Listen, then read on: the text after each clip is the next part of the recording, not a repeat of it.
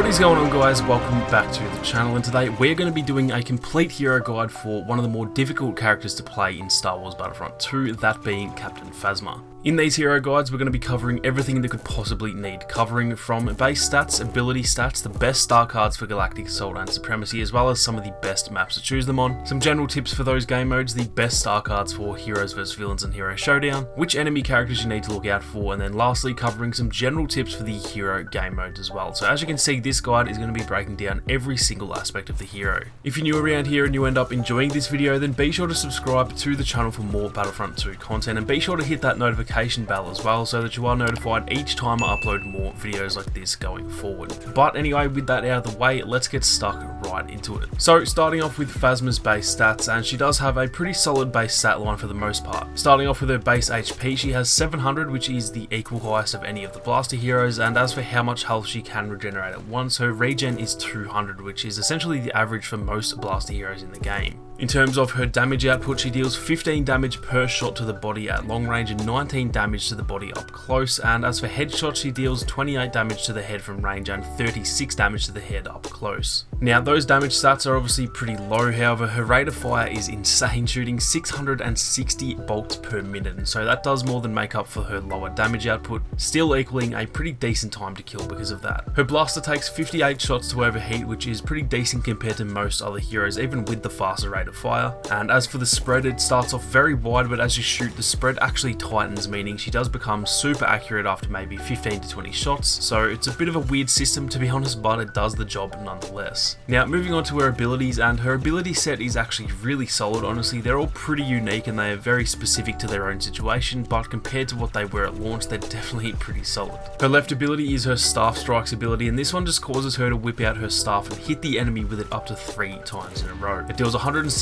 damage per hit or 180 damage on the final hit, and it can hit multiple enemies in a single swing if they are bunched up together. The final hit will also knock enemies down as well, and probably the best part about this ability is that it actually has no cooldown. You can essentially use it on repeat, however there is a slight pause after the third hit where you just can't use it straight away, but it is still technically not a cooldown. Moving on, we have her middle ability, which is called Survivor, and this one is essentially just a health buff, which on top of her 700 HP is definitely pretty awesome, turning her into a tank when you compare her to the rest of the blaster heroes in the game. The ability lasts for 15 seconds, giving her a 200 HP buff, which will slowly drain over the course of those 15 seconds. The ability requires 20 seconds to cooldown, which is pretty much what you would expect for a health buff style ability. Now for her right ability, we have the First Order Sentry Droid, and this one causes Phasma to place down a turret droid which can shoot and stun anyone who comes too close. Anyone caught in the area of effect will be stunned for 1 second, and the blaster flurries will deal 102 damage each time, shooting I think 5 or 6 bolts at the same time. So if you put it in a high traffic area, it can deal some damage, and something to keep in mind is that if you hold the ability button that you use to put it down, then it will actually explode, causing 150 damage to anyone in the area of effect. It has a 20-second cooldown, which is a little bit longer really, but when you consider how OP this ability can be, it is actually a pretty decent cooldown time. So that is it for all of her base stats and abilities, and now we're going to move on to some tips for Galactic Assault and Supremacy, starting off with her best star cards. Keep in mind these cards are just a matter of opinion. There aren't any loadouts in the game that are objectively the best or anything like that, but these are just what I find to work best in these modes. The first card I'd recommend is the Not Hard Enough card, and this one makes it so that when Survivor is active, Phasma gains up to 50% damage reduction. That means that she has 900 HP from her buff plus her base health, and then the 50% damage reduction essentially doubles her HP, so she pretty much has 1800 HP for around 15 seconds. That is absolutely mental, and honestly this one is just an absolute must-have card. The second card I recommend is the Safety First card, and this one just causes the Survivor ability to give an added 60 HP when fully upgraded, taking it to a total of a 260 HP buff. On top of that, with that last card equipped, that essentially makes it 120 more health rather than 60, so again this just adds to her tankiness, and it is a great one to pair with that first card. The third card I'd recommend is the Easy Shots card, and this one makes it so that with each kill using her blaster, the heat build-up is reduced by 60%, so this just takes away the need to cool down her blaster if you can chain together a few kills, and since her blaster is so accurate once you have been firing it for a while, it really just allows you to pretty much spam your blaster and send a ton of damage towards your enemy enemies. Definitely a great card for adding a few nice multi-kills and being able to completely lock down hallways or objectives. Now moving on to the best maps to choose her on in Galactic Assault, the 3 maps that I personally think she's the best on are Jakku, the Death Star and the Starkiller Base. Those are just the 3 that I've seemed to do the best with her on over the last 3 years. She does so well on maps that have a lot of bottlenecks and choke points, so you can really let her turret dominate on maps like these, as well as plenty of other maps in the game. Now moving on to some general tips for Galactic Assault and Supremacy, and like I mentioned earlier, Phasma is definitely not the easiest hero to play as. She does have solid stats and abilities and all that kind of stuff, yet she does have a very unique playstyle and some glaring weaknesses at times, so you really have to be on the ball and know exactly what you're doing in order to consistently do well with her. Like I've mentioned with a few characters like Chewie and Finn for example, she really does rely on good situational awareness and being positioned well on the map. You can't really just run around freely with her and expect to do really well, because that's just not how she is meant to be played, and I think that's where most people probably tend to go wrong with her. Certain blaster heroes like Han or Boba for example can do really well when you play aggressively and just constantly move around the map. That's generally when they're at their best, but with Phasma it is essentially the exact opposite. You need to find the best choke points and high traffic areas on the map, which honestly just comes with a lot of playtime and map knowledge, and then you really just want to try and patrol all those areas of the map, maybe placing down the turret droid nearby and making sure you've got a few areas that you can fall back to if you need to. Phasma is definitely not the type of hero to lead the charge and be right up on the front lines, at least depending on the map anyway. There are obviously certain times when sure you can be on the front lines and maybe spawn trap the enemy or something like that, but for the most part she's much more of a patrolling lockdown type of hero that is much better suited to, I hate to say it, a bit more of a campy playstyle. Now that doesn't mean finding one room and sitting in it the entire game. I wouldn't go as far as saying that you have to legitimately camp with her to do well, but that's just one of the easiest ways to describe it. It really is more on the campy side of things rather than an aggressive, constantly on the move type of playstyle, and as frustrating as it can be when people camp and all that, that is just how her character was designed to be played. Depending on the map and depending on whether you're on offense or defense, you do just want to try and sort of find areas on the map where you can make the most of her turret droid as well as her staff strikes as well, because even though it can be a little bit dicey in close quarters with her staff strikes are a one-hit kill on most troopers, so if you can be confident with that ability you can genuinely lock down objectives or hallways, and it's just a matter of getting to those positions and being in the right places in order to do well. To summarise, Phasma's biggest strength is her ability to lock down areas of the map, so just get in a lot of playtime and learn where she does well and where she doesn't do well, and then once you feel like your positioning is decent, just make the most of her strengths like the turret droid and the staff strikes in order to amplify that positioning and make her even better in those areas. So moving on now to the hero versus villain game modes, and while Phasma is definitely a little bit easier to use in these modes, she is still far from the best character. Starting off with her star cards, and the first 2 cards that I use are just the same ones that I mentioned earlier in Galactic Assault, as they obviously help a lot with her survivability, and even against the other heroes they can make her quite a tank. The third card I recommend is her Come Closer card, and this one makes it so that when you have killed 3 enemies in a life while the turret droid is active, its shock radius will increase by up to 50%. Now this pretty much means that if you can lock down an area and then get 3 kills, you're only going to become harder to kill since the droid will receive a pretty massive buff. Now moving on to some enemies that you might need to keep an eye out for in these modes, and the 3 that I think are the most deadly are Luke, Han Solo and Finn. These guys all deal damage really fast, and especially with Han and Finn they can damage you from such a long range that they can just cause a bit of trouble, since obviously close quarters is your strongest area, so if they can avoid close quarters and damage you from range, that's obviously going to become a bit of an issue. Now finally, when it comes to just some regular tips for the hero game modes, and honestly as much as I want to give you guys a ton of tips and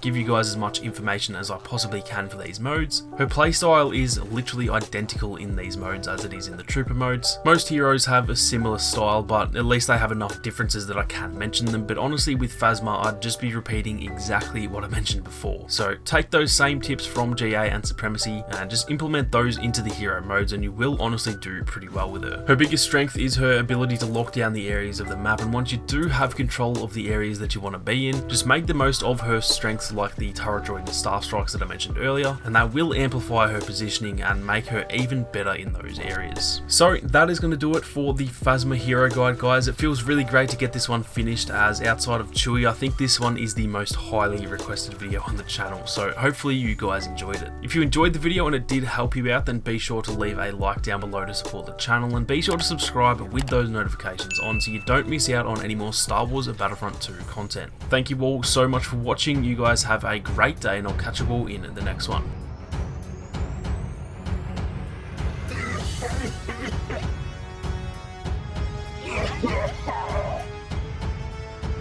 Crush them! Make them suffer!